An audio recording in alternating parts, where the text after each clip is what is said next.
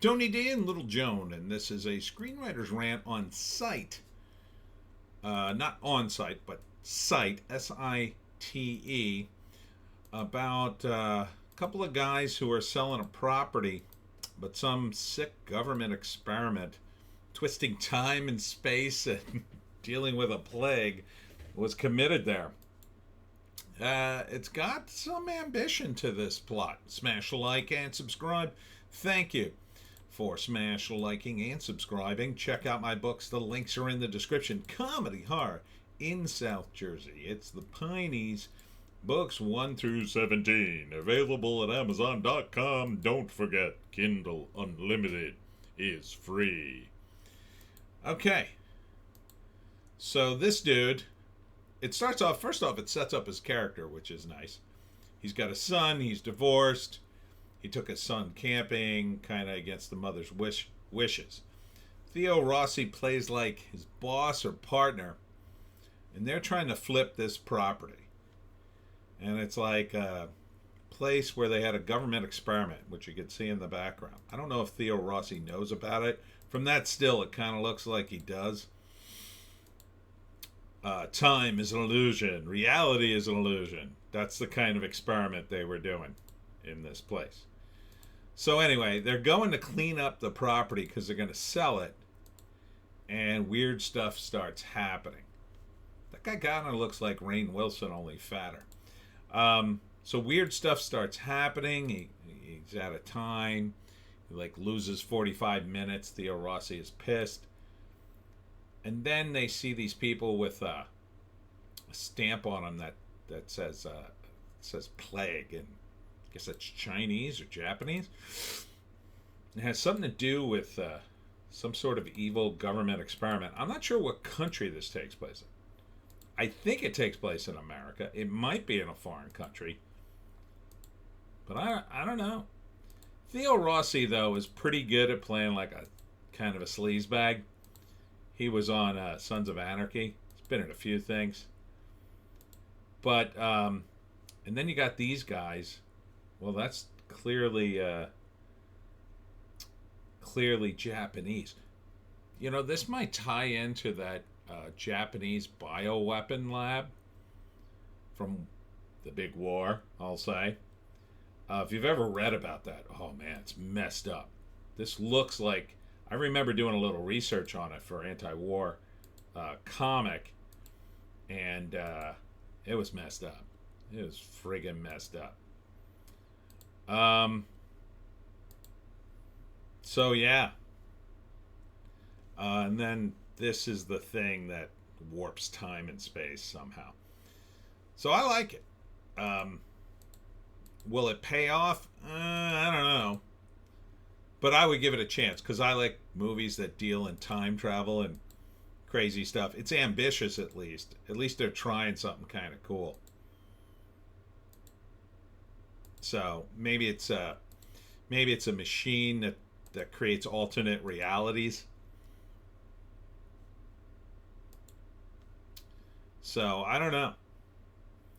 But I'd give it a shot. I wouldn't want it to last a minute over 90 minutes. I mean, it's a B movie, but if I had to guess, first act, it sets up the character, his ex-wife and him, and their son, drops him off, and then he goes to Theo Rossi to deal with his job, which is, I guess, cleaning this place up for the next client. They're gonna sell it off.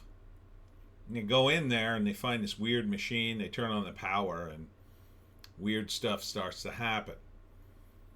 Theo Rossi just wants him to clean the place up, but he starts doing some research, finds out more and more about it, more weird stuff starts to happen, and possibly either they get shunted into other universes, or he does, or people from other universes start appearing on the property. Something like that. It's hard to tell. And the ending? Psh, no idea. Need some more info. Alright. Try the IMDb. It's a pretty simple name. Site. See if it's on here. Oh, here it is. Okay, good. past is present. After a terrifying encounter at an abandoned government test site, a small-town family man begins seeing haunting visions of the past that threatens to destroy his present. Doesn't really give me much more information, but I kind of like it. It's kind of ambitious. I think it could be good.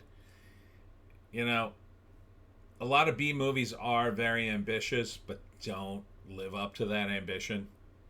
They're kind of all plot and no payoff. But I would give this one a shot. They seem to be putting some effort into this. Jason Eric Perlman writes and directs.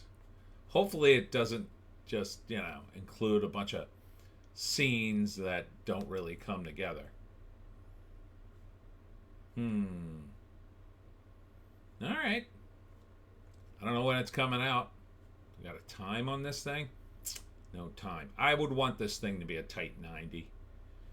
A very tight 90. But I would say it 100%. No idea when it's coming out.